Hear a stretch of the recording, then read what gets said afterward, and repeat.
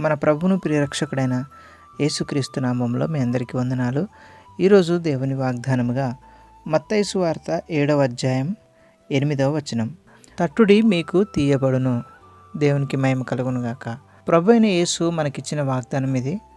మనం ఈ లోకంలో ఉన్నప్పుడు దేవుణ్ణి ఏమి అడగాలో, ఎలా అడగాలో యేసు ప్రభు తెలియచేస్తున్నాడు. అనగా ప్రార్థన చేయడానికి కొన్ని మెలకువలతో కూడిన హెచ్చరికలు తెలియచేస్తూ ఉన్నాడు. ఈ లోకంలో సమస్యలంటూ లేని వ్యక్తి లేడు. ప్రతి ఒక్కరికి వారి సామర్థ్యాన్ని బట్టి, వారి స్థాయిని బట్టి సమస్యలు ఉంటానే ఉంటాయి. అయితే ఆ సమస్యకు పరిష్కారం తెలుసుకోవడమే జ్ఞాని యొక్క లక్షణం. సమస్య తలుపు తట్టగానే ప్రార్థన ఆ సమస్యకు పరిష్కారం తలుపు తీస్తుంది. ఇతరులతో ఎలా ప్రవర్తించాలో దేవుణ్ణి అడిగి తెలుసుకోవాలి. అలాగే క్రీస్తుని ఎలా వెంబడించాలో దేవుణ్ణి అడిగి తెలుసుకోవాలి. దేవుడిచ్చే సమాధానానికి మనం సమస్యల్లో పడే అవకాశమే లేదు.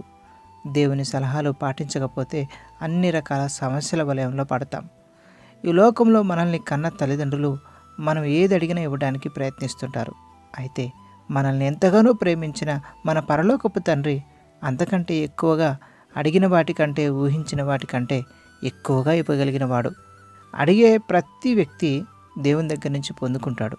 అయితే అది దేవుని చిత్తానుసారమైనదై ఉండాలి. కొన్నిసార్లు మనం ఎన్నిసార్లు ప్రార్థించినా దేవుడు మనకు సమాధానం ఇవ్వడు. ఎందుకంటే దానివల్ల మన విశ్వాసం చెదిరిపోయే అవకాశం ఉండవచ్చు.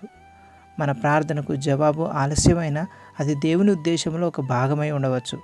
కాబట్టి నీ సమస్యకు పరిష్కారం గురించి ఎడతెగక దేవుణ్ణి అడుగుతూనే ఉండాలి.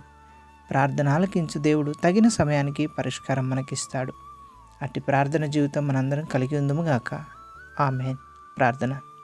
ప్రేమ నమ్మకం కలిగిన మా ప్రియ పరలోకపు తండ్రి, నీ పరిశుద్ధ నామానికి వందనాలు. ఈరోజు వాగ్దానం ద్వారా ఎలా ప్రార్థించాలో, దేని గురించి ప్రార్థించాలో మాకు తెలియచేశారు. అందుని బట్టి మీకు వందనాలు తండ్రి. ఈరోజు ఈ వాగ్దానం వింటున్న వారిలో ఎవరెవరు ఏ సమస్యలో ఉన్నారో ప్రభువా మాకైతే తెలియదు. సమస్తం ఎరిగిన దేవా, మా ప్రార్థన ఆలకించి ప్రతి సమస్య నుంచి విడుదల మీరు దయచేయండి. అయ్యా, రోగుల్ని స్వస్థపరచండి. ఎందుకంటే నీవు పొందిన దెబ్బల చేతనే మాకు స్వస్థత కాబట్టి అయ్యా, నీ గాయపడిన హస్తంతో ప్రతి ఒక్క రోగిని మీరు స్వస్థపరచమని ప్రార్థిస్తూ ఉన్నాం. విశ్వాసంలో సన్నగిల్లుతున్న వారిని నీ వాక్యంతో బలపరచండి. విశ్వాసంలో వృద్ధి పొందించండి. ఆర్థిక అవసరతలు తీర్చండి. నీ ఆత్మచేత ప్రతి ఒక్కరిని అభిషేకించి నీ రాకడ వరకు నమ్మకంగా మా విశ్వాస జీవితాన్ని కాపాడుకుంటూ ఎడతెగక ప్రార్థన జీవితం కలిగి ఉండి నిన్ను గణపరిచే భాగ్యం మాకు ఈ లోకంలో అనుగ్రహించమని యేసు పరిశుద్ధ నామంలో ప్రార్థిస్తున్నాను పరమ తండ్రి.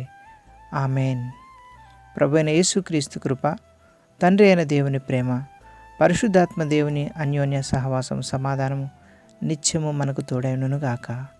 God bless you.